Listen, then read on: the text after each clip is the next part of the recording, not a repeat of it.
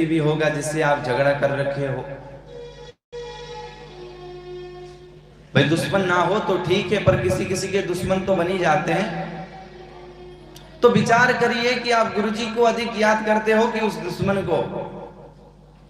पर नारद जी का कहना तो यही है कि व्यक्ति दुश्मन को ही ज्यादा याद करता है। क्यों? क्योंकि उसको बड़ा संशय बना रहता है ना कि भाई कब क्या बोल दे हमारे लिए या अनुचित कार्य कर ले हमारे ऊपर, तो सावधान होकर के उसका खबर लेता रहता है।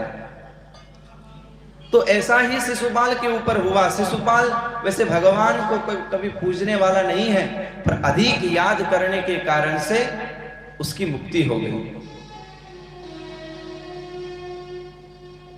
अब आपको भी तो बड़ा अटपटा लगेगा कि कंस महाराज जो हैं वो तो दिन रात चाहते हैं कि कन्हैया मरे, उसके लिए प्रयत्न किए, फिर भी उसकी मुक्ति हो गई।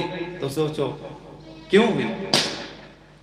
इस कारण से हुई उनकी मुक्ति क्योंकि सोते खाते पीते हर समय कन्हैया का ही ध्यान लगाता था।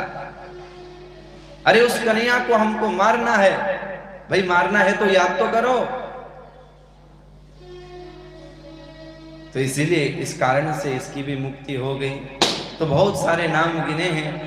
गोप्य कामाद भयात कंसो द्वैसाचेद्यादयो नृपा संबंधात् कृष्णय स्नेहात् यूयं भक्त्या वयं विभो।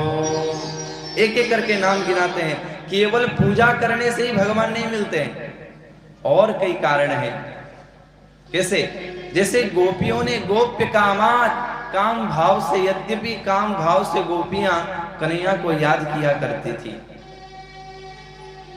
जब गौचारण करने वृंदावन वन की ओर चले जाते थे तो गांव में तो फिर कन्हैया होते नहीं, तो काम भाव से ही याद करते थी। अब देखो उस काम भाव के कारण से